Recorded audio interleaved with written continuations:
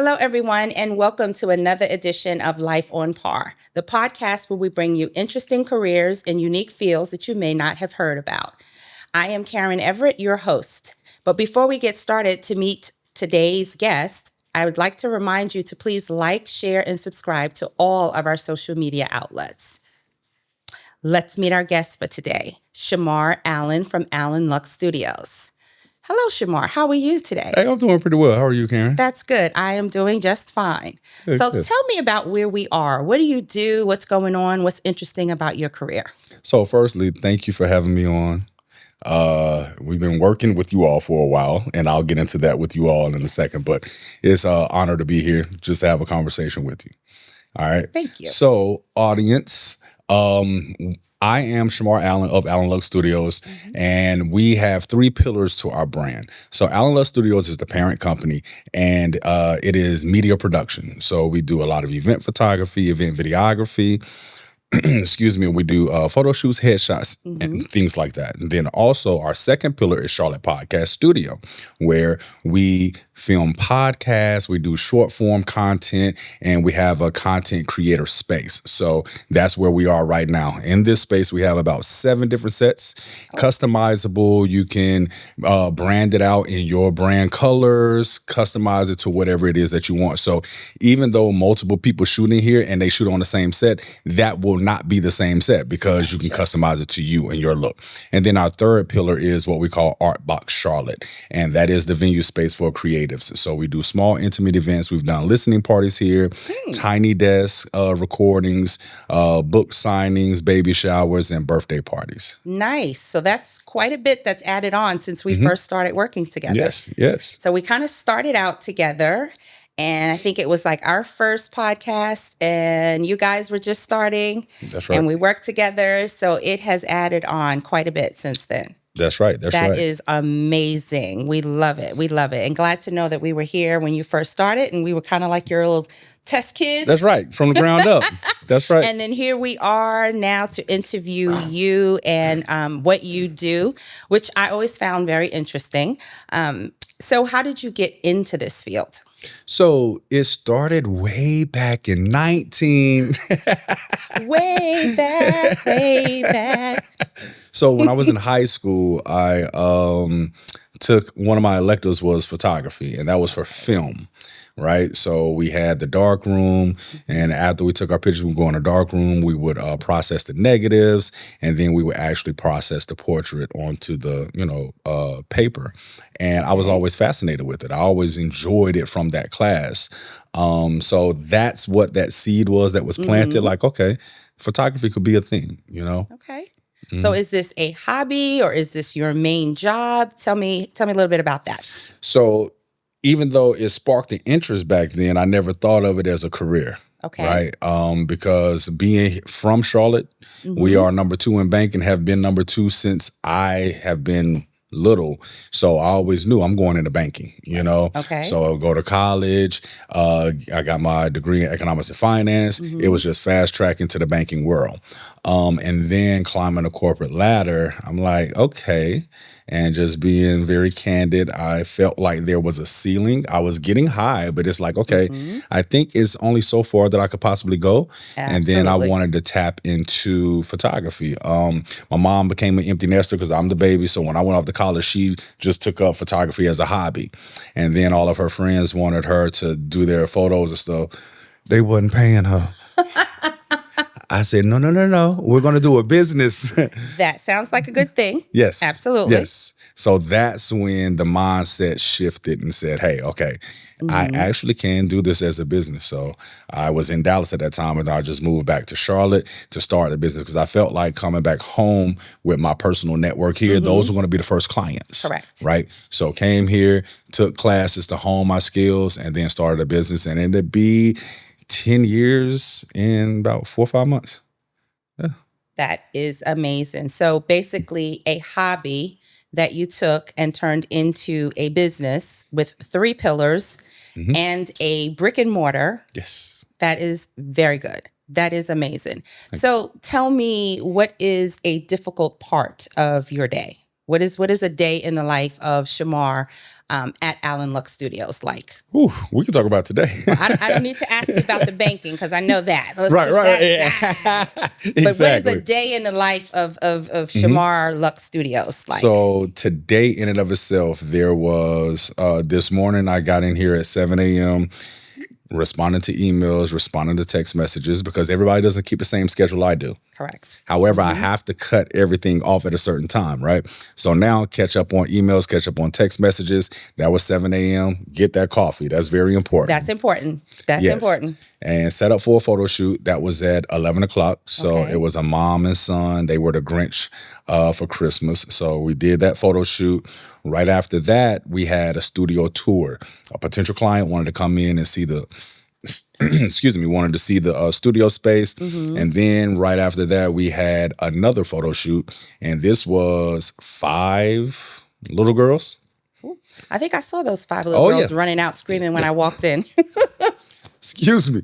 Yes. You saw them. They kept us busy in here. And now we're sitting down with you, having this conversation.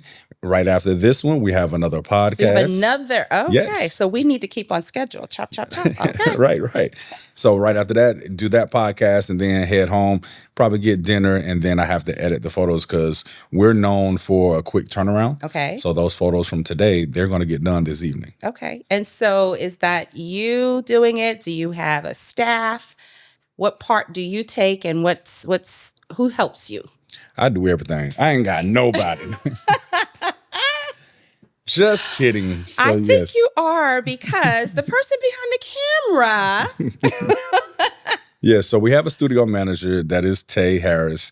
So he focuses on all of the video, the podcast editing, and any video work. Okay. We have an intern that is Dina, and then we have another intern, which is my mommy.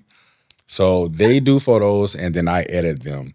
We're continuing to grow. And there are 2 other people that work with us as well, and they do photography as well. So, wow. Let me get that straight. This is not your 9 to 5. Right. It's a hobby, and your hobby that has turned into employing several other people, including your mother. That's right. That is amazing. That is very good. Thank you. So let me ask you, because as you know, we put this on and it's for young people to introduce them to different career fields. And we want them to know that they can do and be anything that they want, take a hobby and make it work for them and make a living. About how much can our young people expect to make in this field? That's a good question. Of course, people will want to say the sky is the limit, right? It's what you put your mind to. On average, content creators, if you are if you're being a content creator or someone that's a videographer, you can make anywhere from 80,000 to 100,000, 120,000 in a year. Now, when you take that content creation to the next level, not only your salary, if you will, that you're making that 120 that I said, you can get sponsorship deals, you can get brand deals, and that could catapult it to the next level. And I'm sure these young kids know Kai. Is it Sanat. Okay, I'm just making my nephew that was always. Tay, by the way. That was Tay. The person that does the work. But he is a millionaire, and has he broke 20 yet? 20, 21 years old. And so, so that's when I say it does really, the sky is the limit. But, realistically, if you're first getting into it, you can make, upwards of 6 figures. That's pretty good. So what's next and I did mispronounce the name of your studio. It is Allen Lux Studios. What's next for Allen Lux Studios? Give me 5 years down the road. Where are we? Okay. What are we doing? Okay, let's see. So when I started the company, we started with photography, right? I never wanted it to name it Shemar Allen Photography. A lot of my peers and colleagues, they name it after themselves. I always saw it as building this brand like a law firm. Okay. We wanted to have apprentice. You build your way up to junior partner, then you can build your way up to partner, and then up to senior partner. So that's why I named it Allen Lux. So it's its own entity, and people would buy into its own brand versus, I work for Shemar Allen, right? Saying that, we want to continue to grow and add people that are experts in their lane and add them into the business so that they can become partners. So I'm not a wedding photographer. I'm not a baby photographer, but we want to get a percentage of that market. Gotcha. So if we can identify a wedding photographer, baby photographer that works well with us and is on brand, we could bring them in. So we want to grow and be able to touch various niches within this space of creating. Also, Smart planning. oh, thank you. Another one would be we're going to expand. I ultimately see us having a warehouse space. Okay. You know, I'm looking at 10,000 square feet so that we can have multiple productions going all at one time. Nice. Yeah. So when that happens, we want a little picture of the Life on Par crew Yeah.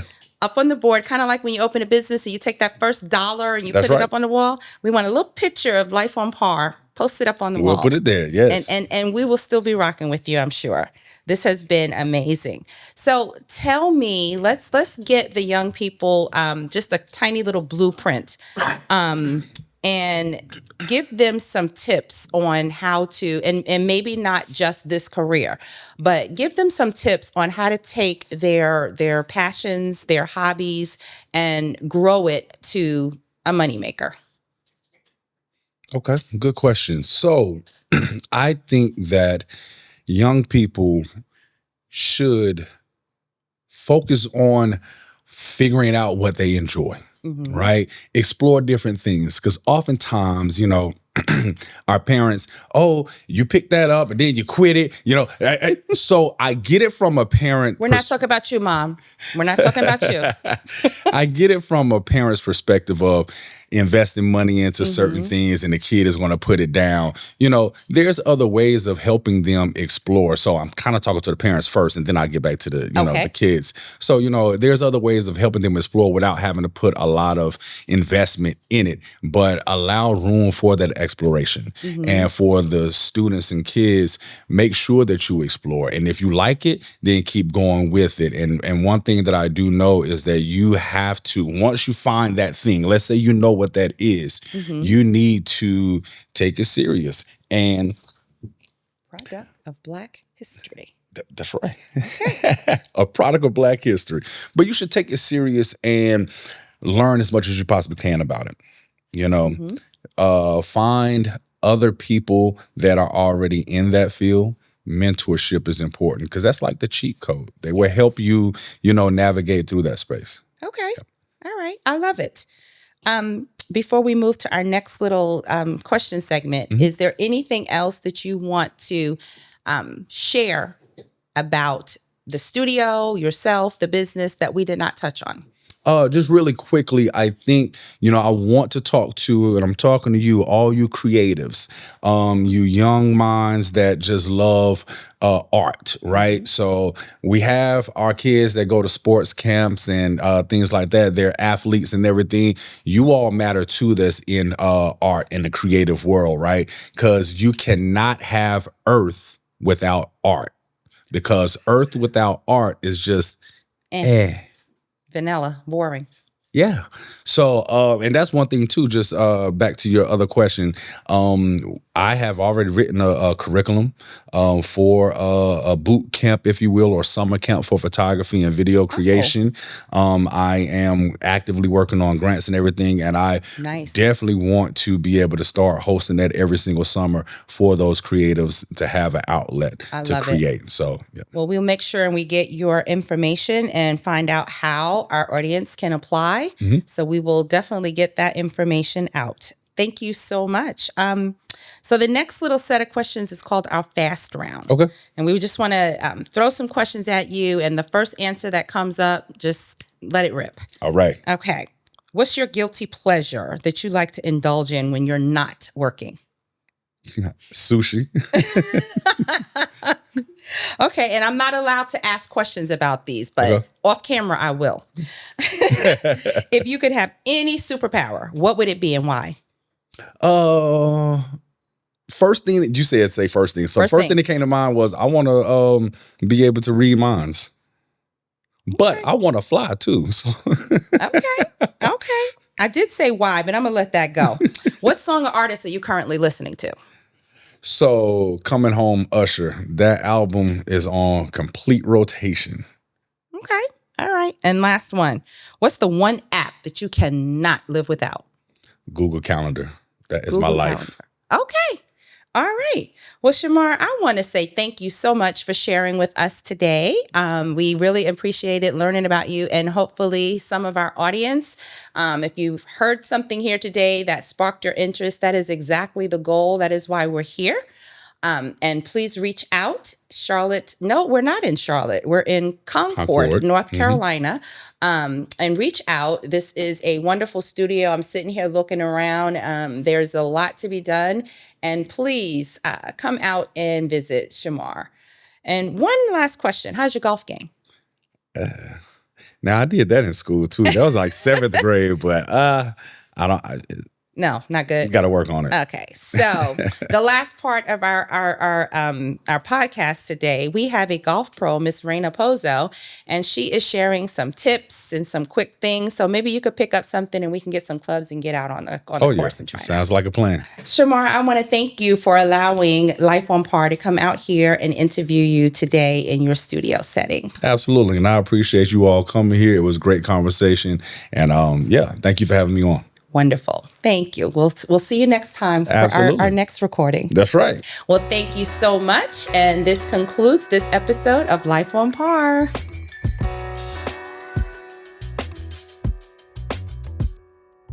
Welcome back, LOP family. My name is Raina Pozo. For those of you who are new, for those of you returning, welcome, welcome. Today, we have a special treat for you. We are out here on my home course, Charles T. Myers Golf Course. So welcome to my home course. For today, as you can see, we are on the green. This is where the money is made. This is the bread and butter of the game, hitting the greens and being able to roll these shots into the hole. We're gonna be working on one of my favorite aspects of working on the green, and that is lag putting. Give me a long distance putt. I'm gonna be confident. I'm gonna be clear when I come up to it. To help you get there, here are a few tips. When lag putting, my mind always goes to my apex. Now, you might wonder what an apex is. An apex is where I feel most comfortable being able to drop those putts depending on where I am on my shot. So if this is my first shot onto the green, I've got some wiggle room, we've got 2 strokes to kind of figure out where we're gonna go. So I've got 2 lines set up to kind of figure out where my apex is. My first line is gonna be my general apex. Is gonna give me my second shot to where I'm set up to like a nice even putt. I can still walk up, can still walk off with a par. Maybe a bogey if we're feeling a little shaky on the putting green. But again, like I said, confident with my lag putt. So my goal is to get to my first stick, which is my main apex, which is my 2 feet, 2 inches kind of like range as far as my one putt so that I can just drop. When coming into lag putts, it's very important that the further back you are, we want to play that ball a little bit more forward in the stance, okay? It's going to give us a smoother roll, a little bit more control with that ball, especially if we're going to pick up a little bit more speed since we've got a little bit more distance to work with. So what we're going to do, that ball is forward in my stance. I might push that shaft a little bit forward, but I do love having a nice flat face on the putting green. We're going to come back and through. My goal is to keep that ball within my apex. Now that first one is just outside of my apex, but still close to it. We're going to try and tighten that up a little bit. Get it maybe a little bit more to the left side. And that one's going to turn out a lot better for us. That's going to be my typical lag putt shot, something I can just walk up, easily just putt that ball out and not feel stressed about that last shot that I have. Let's do one more. Go a little higher this time. Ooh, even better. So next time you're out here lag putting, be confident, be clear on what you're going to do, and work within your apex. We'll see you next time.